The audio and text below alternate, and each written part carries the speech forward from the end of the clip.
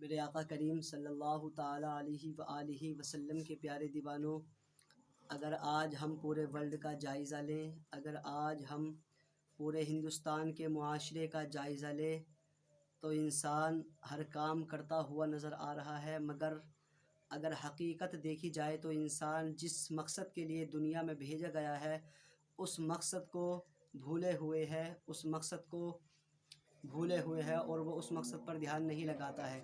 اللہ تعالیٰ قرآن مقدس میں ارشاد فرماتا ہے وَمَا خَلَقْتُ الْجِنَّ وَالْإِنسَ إِلَّا لِيَعْبُدُونَ، ہم نے جن اور انسان کو صرف اور صرف اپنی عبادت کے لیے پیدا کیا۔ مگر آقا کے دیوانوں، اگر آج ہم پورے ورلڈ کا جائزہ لیں، اگر آج ہم پورے ہندوستان کے معاشرے کا جائزہ لیں تو انسان ہر کام تو کر رہا ہے مگر اللہ تعالیٰ کی عبادت ہی نہیں کر رہا ہے۔ انسان ہر کام میں ملوث ہے لیکن اللہ تعالیٰ کی یاد سے بہت زیادہ دور ہے۔ تو آقا کے پیارے دیوانوں، ہم کو اللہ تعالیٰ کی عبادت کرنی چاہیے۔ جس کام کے لیے اللہ تعالیٰ نے ہم کو دنیا میں بھیجا ہے، اگر اس کام کو ہم نہ کریں گے تو پھر یہ ہماری بے وقوفی والی بات ہے۔ تو بہرحال آقا کے پیارے دیوانوں، اللہ تعالیٰ نے ہم کو عبادت کے لیے پیدا کیا ہے۔ ایک ہوتی ہے جسم کی غذا، ایک ہوتی ہے روح کی غذا۔ اب میں آپ کو بتلاؤں گا کہ جسم کی غذا کیا ہوتی ہے اور روح کی غذا کیا ہوتی ہے۔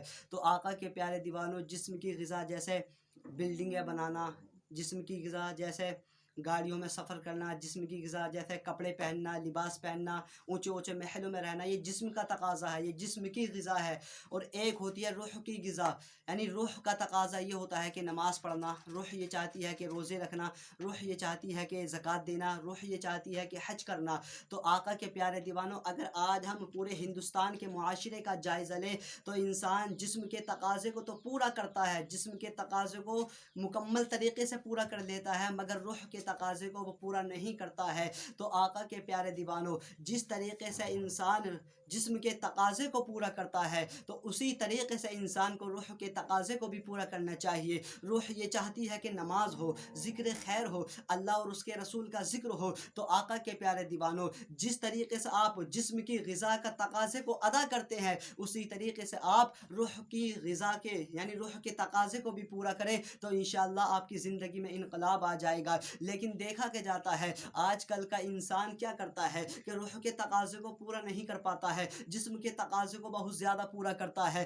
تو آقا کے پیارے دیوانوں، اپنے مقصد پر فائز رہو، اور جو انسان اپنے مقصد پر فائز رہتا ہے اللہ تعالیٰ اسے کامیابی عطا کرتا ہے۔ اگر کامیابی چاہتے ہو تو اپنا مین مقصد پر آ جاؤ، اگر ترقی چاہتے ہو تو اپنے مین مقصد پر آ جاؤ۔ اللہ تعالیٰ نے جس لیے ہم کو پیدا کیا ہے اس مقصد پر آ جاؤ، کامیابی پھر تمہارے لیے ہے، کامیابی کے تاج تمہارے لیے ہے۔ اللہ تعالیٰ نے قرآن مقدس میں ارشاد فرمایا وَمَا خَلَقْتُ الْجِنَّ وَالْإِنسَ إِلَّا لِيَعْبُدُونَ، ہم نے جن اور انسان کو صرف اور صرف اپنی عبادت کے لیے پیدا کیا ہے۔ اللہ تعالیٰ نے نہ تو کاروبار کرنے کے لیے پیدا کیا ہے، اللہ تعالیٰ نے نہ کھیتی کرنے کے لیے پیدا کیا ہے۔ پہلے اللہ تعالیٰ نے انسانوں کو، تمام فرشتوں کو اپنی عبادت کے لیے پیدا کیا ہے، اس کے بعد میں آپ روزگار کر سکتے ہیں، آپ کاروبار کر سکتے ہیں، آپ کچھ بھی بزنس کر سکتے ہیں، لیکن آقا کے پیارے دیوانوں، سب سے پہلے آپ اللہ کی عبادت کریں۔ عبادت کرنے کے بعد میں آپ کچھ بھی کام کر سکتے ہیں، پھر اللہ تعالیٰ آپ کو روزی بھی عطا کرے گا۔